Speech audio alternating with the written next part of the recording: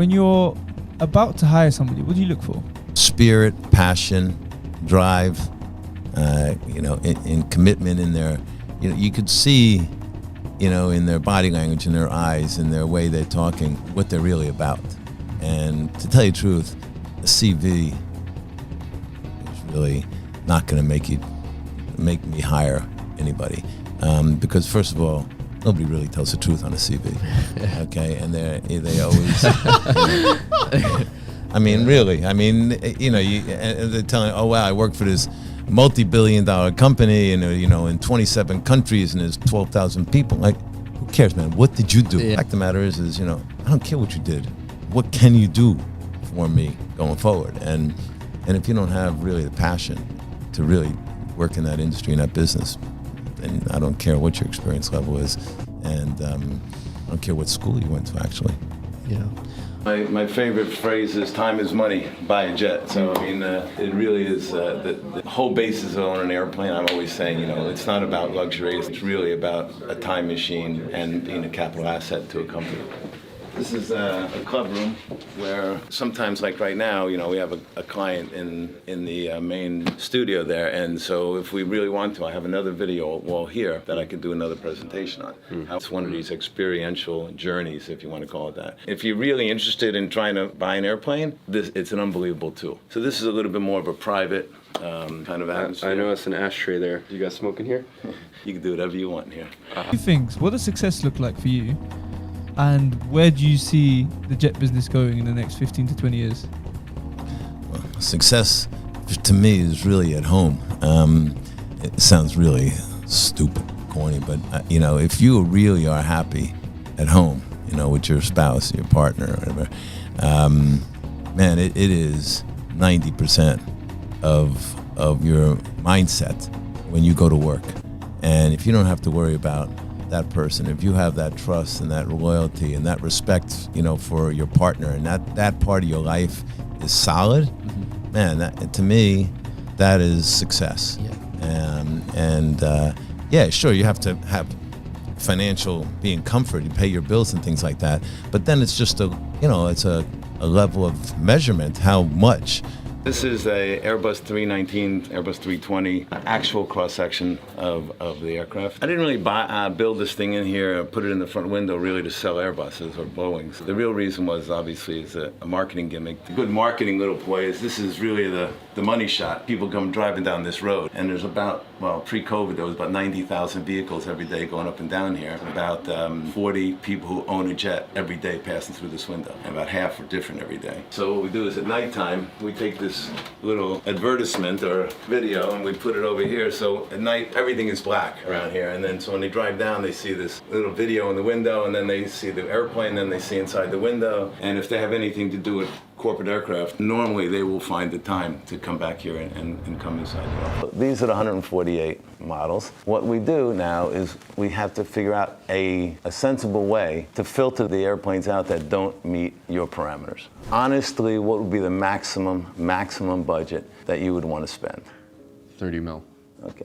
Do you want to have one section, two sections, or three sections? There's 4 or 5 or 6 people in a section. What do you think is? 8 minimum. 8 minimum. So now we're down to 58. The next one is the maximum range. So the longest trip from A to B, where do you think that would be 5 or 6 times a year? I'd say farthest, realistic, I don't know, maybe Dubai to London. This is the range that you can go nonstop. Okay, so anywhere in Europe, you can make it to South Africa, and you can make it to Singapore. However, this is with no wind, right? So now, this was the winds last week at 35,000 feet. So, which this means is that you're gonna be able to fly faster when you're going east, and you're not gonna be able to go as far on range, or it's gonna take you longer when you're going west. You can see that here, you can make Singapore with all these airplanes. I have that saying that, some kids never grow up. I like to sort of consider myself one of those.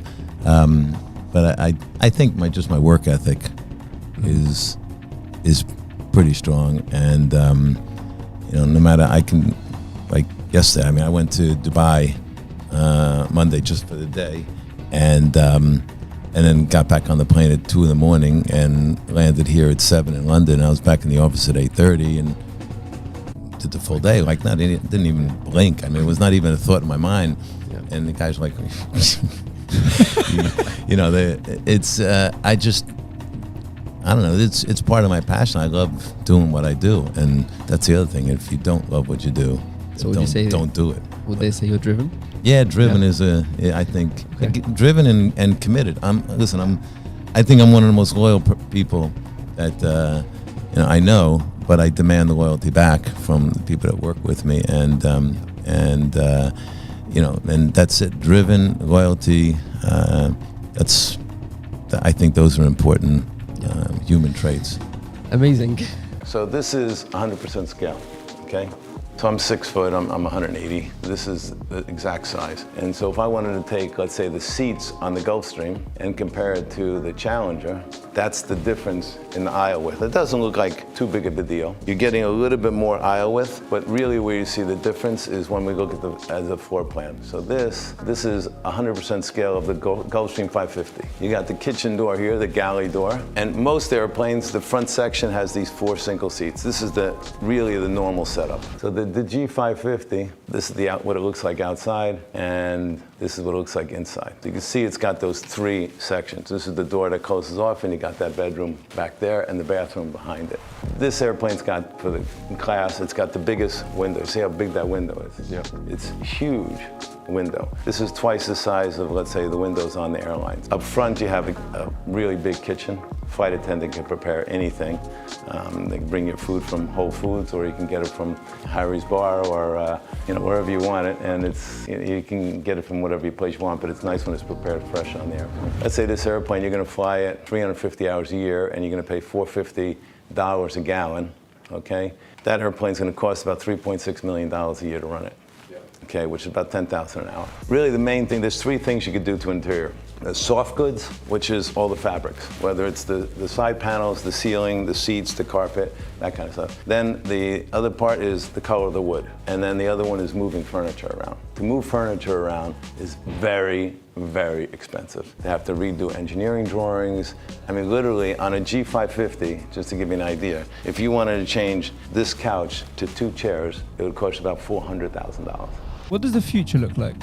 Again, I hate to keep repeating somebody else's saying, but Peter Diamandis, great guy, his saying is, if you want to predict the future, create it. No, you don't let the future happen. Basically, create it for yourself. And if you're not trying to disrupt your own business, somebody else will. So, my question to myself always is, how can I change the business I have here before somebody else comes up with the better ideas? My future is how do I take this business to another level, not necessarily just by selling more airplanes, but how do I do that? I mean, what method, what distribution network? And that's my sort of mindset that I'm working on now. What percentage of jet owners would you say just genuinely have it for personal use or corporate use? 2/3. It's one third of all airplanes are out on the charter, for third-party charter. Because I think that's probably one of the things that most people don't understand. It's, okay, cool, very nice, you bought your jet, this, that. Now you're down $3 million a year just to maintain it and upkeep it.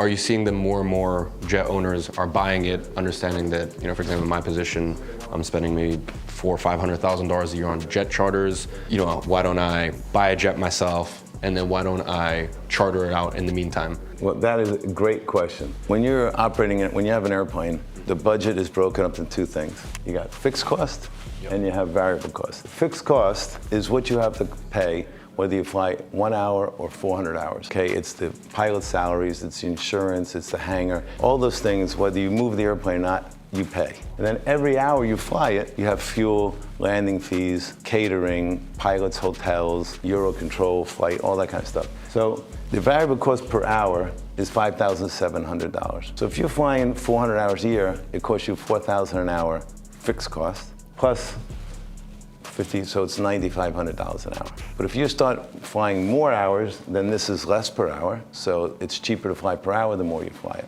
If you're able to charter this airplane for $12,000 an hour, dollars we're talking about, and every hour is costing you half that, that means you're making $6,000 an hour profit.